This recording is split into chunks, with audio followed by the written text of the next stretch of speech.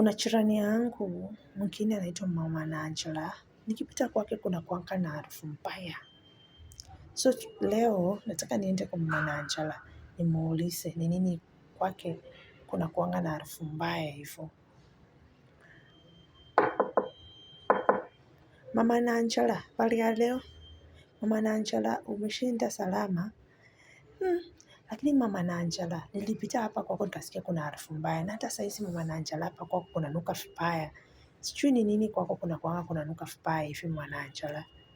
Hata juzi nilipita hapa na mama Omondi na mama Washeke, walikuwa wanasema hapa kwako kunanuka vibaya. Lakini sijasema, waliniambia nikuulize, hata sikusikia wakisema. Mimi nimesema tu walisema kuna harufu mbaya. Sijasema wewe ndio useme nilisema kuna harufu mbaya.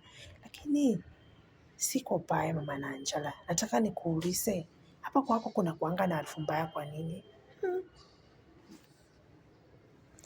Na mama Angela, kwa sababu unaishi kwa hii single room na sijawahi ona ukiwa na choo. Mama Angela, wewe unaenda kujisaidia wapi? Ni swali tu. Niambie tu mama Angela, ama unaenda kujisaidia kwa mama Rosie. Lakini kwa mama Rosie kunanukanga vizuri. Ni hapo tu kwako ndio kunanukanga vibaya. Mama Angela, ama kuna vile wewe umejiundia choo. Kila mahali huku nje umejiundia choo. Ndio maana kwako kunanuka vibaya hivi. Mama Angela, hapa kwako kunuki vizuri. Hata kama unanidanganya, unataka kuniambia unaendanga kwa mama Rosie. Lakini kwako hapa hakunuki vizuri. Because huwezi niambia hii nyumba yako room moja inaweza kuwa na choo ndani. Mama Angela, hapa kunuki vizuri.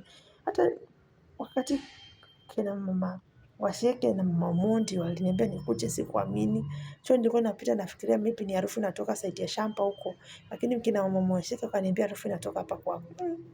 Mama Angela, hapa kwako kunanuka vibaya. Kunanuka